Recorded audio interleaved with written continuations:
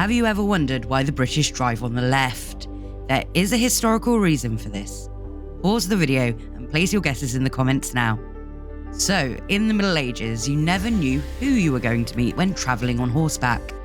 Most people are right-handed, so if a stranger passed by on the right of you, your right hand would be free to use your sword if required. This is also why Norman castle staircases spiral in a clockwise direction, going upwards. So the defending soldier would be able to stab down around the twist, but those attacking, who would be going up the stairs, would not. Indeed, the keep to the left rule goes back even further in time. Archaeologists have discovered evidence suggesting that the Romans drove carts and wagons on the left, and it is known that Roman soldiers always marched on the left. This rule of the road was officially sanctioned in 1300 AD, and it was declared that all pilgrims travelling to Rome should keep to the left.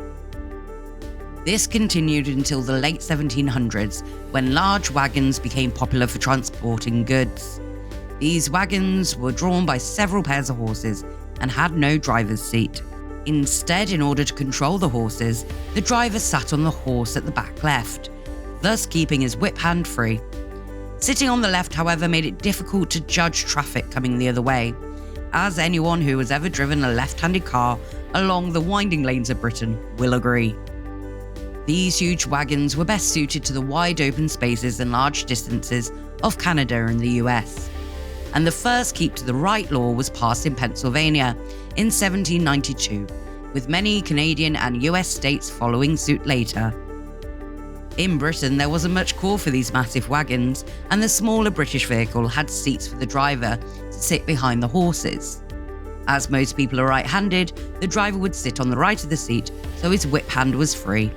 Traffic congestion in 18th century London led to a law being passed to make all traffic on London Bridge keep to the left, in order to reduce collisions. This rule was incorporated into the Highway Act of 1835 and was adopted throughout the British Empire. There was a movement in the 20th century towards the harmonization of road laws in Europe, and a gradual shift began from driving on the left to the right. The last Europeans to change from the left to the right were the Swedes, who bravely made the change overnight on H-Day, September 3rd, 1967.